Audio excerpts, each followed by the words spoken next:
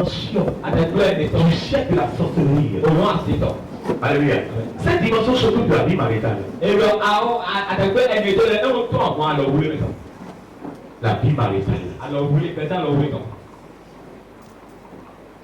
Bible elle n'est pas pour agiter si à Badio. À ta Bible nous pouvons et nous pouvons pantamer pour un homme chita. Tabi un homme sida.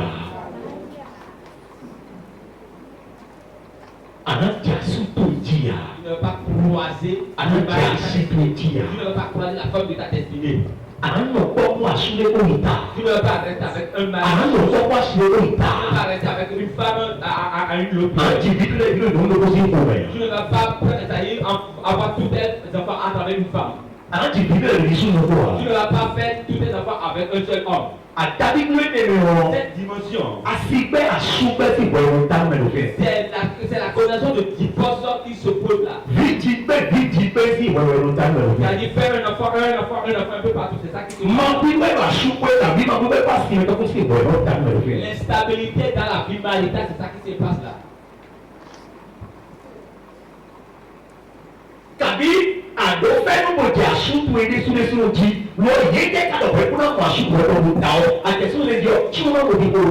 Tu as la faveur et tu as croisé l'homme de ta destinée. Parce que cette quatrième dimension de la sorcellerie, c'est déjà occupé d'attaquer ta vie maritale. Cet homme sera en train de te frapper par donner à tout moment. Si c'est ton vrai mari,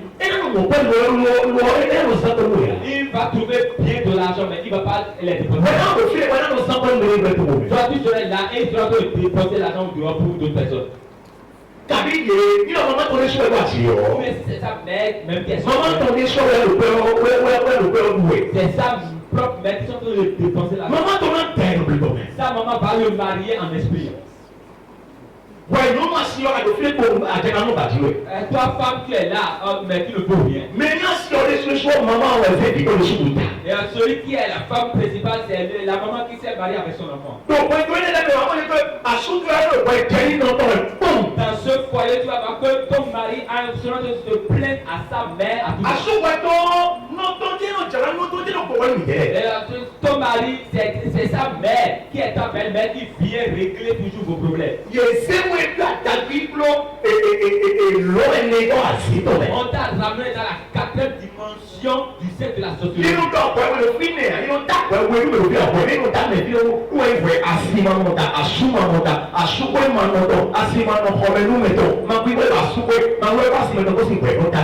Il n'y a pas de jugement dans cette quatrième dimension de la sorcellerie. C'est le jugement contre la vie maritale.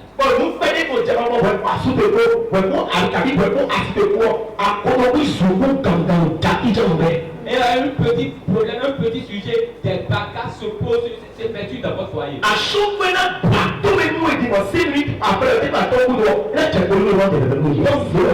Ton mari va te gifler maintenant et quelques minutes après, il va te présenter des excuses.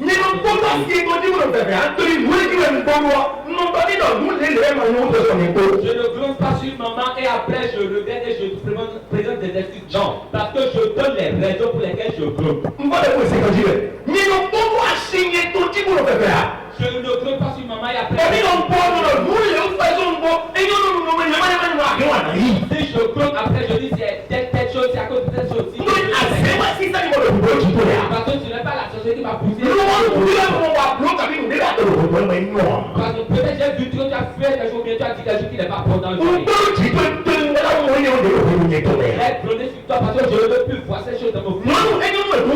Femme, si tu veux, si c'est bon pour toi, si tu ne veux pas, tu peux partir.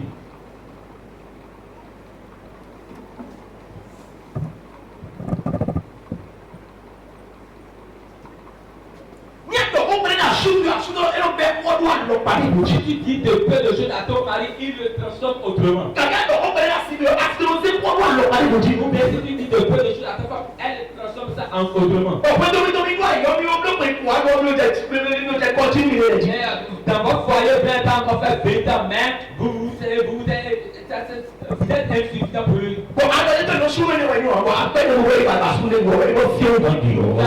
cet homme n'est pas bon et tu l'as divorcé avec lui, tu es allé te marier avec encore. Tu as dit cette femme n'est pas bonne et tu t'es marié avec une autre et celle-là encore. C'est-à-dire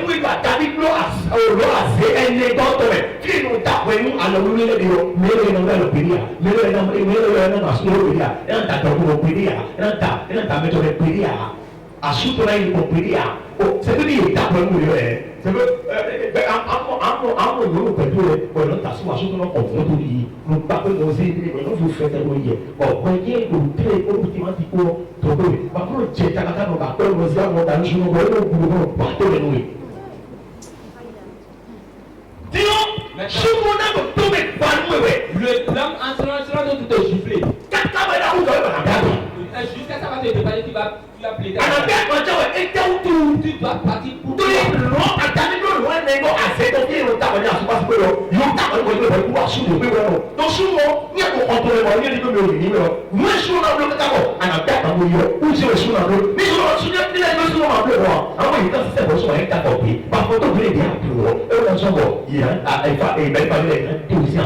Parce que dans la quatrième dimension du cercle de la sorcellerie qui attaque la vie maritale, c'est-à-dire on a déjà privé du mariage. C'est pour que ce que le mari va faire et tu vas quitter, il va le faire. Si le fait, tu ne le dis pas, alors la société va te pousser et tu as allé poser des actes d'infidélité. Et la belle famille du mari vont te chasser.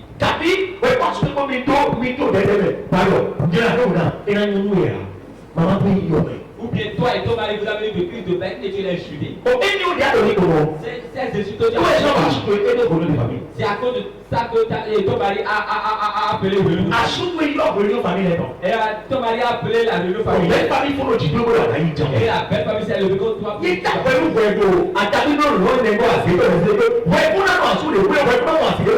On t'a jugé dans la quatrième dimension de la sorcellerie en disant que tu n'auras pas un homme dans ta vie ou bien une femme dans ta vie. Tu n'as pas appris que quelqu'un veut se marier et le jour de son mariage, il est tombé, il est décédé. Tu n'as pas appris qu'on a tenté quelqu'un et le lendemain, il est décédé. Il y a un homme qui s'est levé, il s'est marié avec une fille. Et le mariage était si beau. Ils ont dit à tes potes, ils ont dit à faire mariage. Et le mariage religieux est le jour il veut faire la réception. Ils sont partis pour pouvoir voir l'emplacement. Et arrivé là, le monsieur a crié, il est tombé, il est décédé.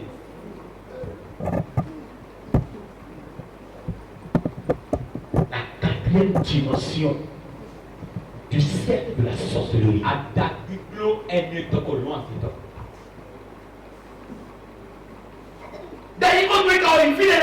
Est-ce que cette prière, on dit à cette dimension? Il y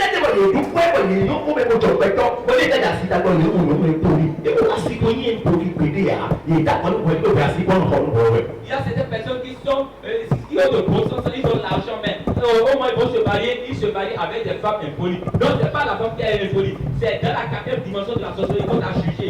C'est quelle dimension? Avec la tonton. C'est une question à dire pour ça que des décidés pour ce moment. Avec nous, il y a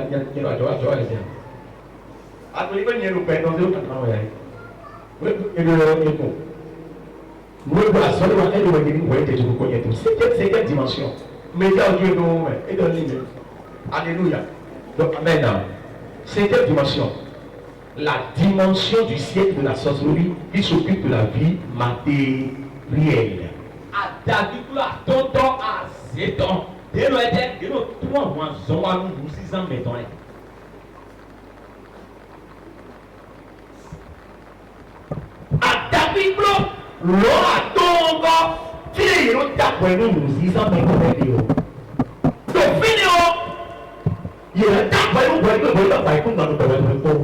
Là, il faut te juger en disant que tu ne vas jamais payer de parcelle dans ta vie. Parce que la parcelle, c'est un matériel. À mon boy, il y a une dimension. Moi, je suis dépasseur. Et moi, j'oriente les personnes. Et par moi, ils payent leur parcelle. Mais moi-même, je n'ai pas de parcelle. Mais dans nos enfants,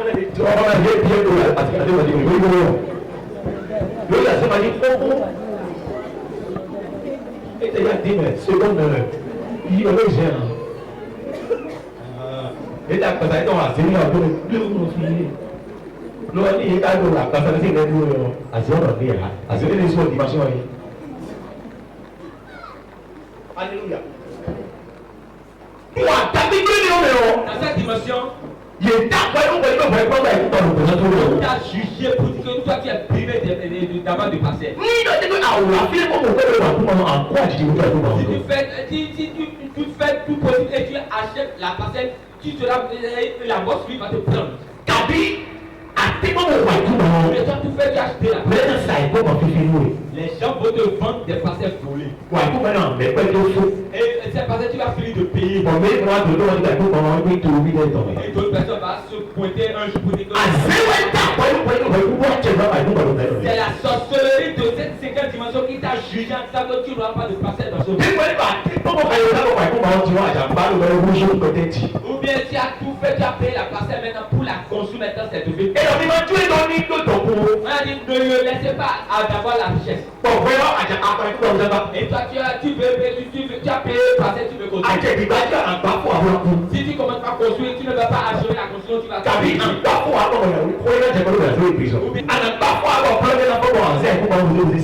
tu ne vas pas finir la construction, un peu va se soulever la tête et tu vas prendre la parcelle. La cinquième dimension du siècle de la sorcellerie. Si l'ennemi ne veut pas que tu acquiers un matériel, quelque chose, c'est là qu'il va te convoquer. Ils vont te juger. Tu vas divaguer dans ce monde, tu n'auras pas de parcelle. Tu vas mourir dans la location. Tu vas mourir dans la maison de papa. Tu vas faire location. Tu vas te marier dans la location, avoir tes enfants dans la location et tes dans la location. Parce qu'ils t'ont jugé dans cette dimension de la sorcellerie. Il m'a offensé, ne me permettez pas d'avoir de parcelle. Il m'a insulté, ne me permettez pas de construire une parcelle. Alléluia. Amen. Tu veux payer véhicule. C'est pas avec la méthode que tu vas conduire le véhicule. Si on te casse les bras là. C'est avec des pieds que tu veux conduire. Si on te casse les pieds là. Parce qu'ils t'ont jugé en disant que tu n'auras pas de partenaires qui vont t'enrichir. Tu vas voir, tu verras que d'autres ont de véhicule, toi mais ça te plaît, mais tu ne peux pas l'avoir. Si tu t'entêtes et tu achètes le véhicule, le jour que tu as acheté, tu auras des problèmes. Ou bien en voulant aller acheter le véhicule, tu vas faire accident. Et l'argent avec laquelle tu veux payer et le véhicule, tu vas dépenser pour la ou bien tu vas payer le véhicule et ça va aller se coigner au poteau. Tu vas payer le véhicule, c'est ton propre véhicule qui va te tuer. Tu vas acheter le véhicule, c'est à cause de ce véhicule qu'on va t'emprisonner. Tu vas acheter le moto, c'est cette moto qui va te tuer. Tu vas acheter le moto, c'est cette moto qui va créer tout en lui. Tu vas dire, au moins j'ai payé la moto, mon ami Jean n'est pas. On t'a jugé en disant que tu n'auras rien de bien dans ce monde qui va t'enrichir. Tu vas voir que toi tu ne vas jamais acheter quelque chose de neuf. Jamais.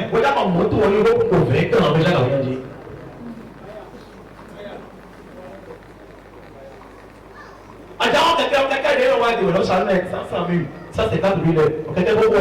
Ça c'est obligé. Mon Dieu, il y a un plat, sachez le en vue, le dit alors vous t'es c'est pas cette moto que tu voulais conduire. La sorcellerie t'a privé d'avoir le neuf. La sorcellerie a interdit à toi, à ta vie, que tu ne vas pas être au boulot. Si on a des tâches, on ne verra pas un bon lit. On ne verra pas un bon canapé. Les télévisions placement qui sont à 7 000 maintenant. Il y a d'autres personnes dans les gens qui ne verront même pas le téléphone portable sur laquelle il y a d'autres personnes, il n'y a même pas courant dans les chambres avant que... La société a privé d'avoir des matériels.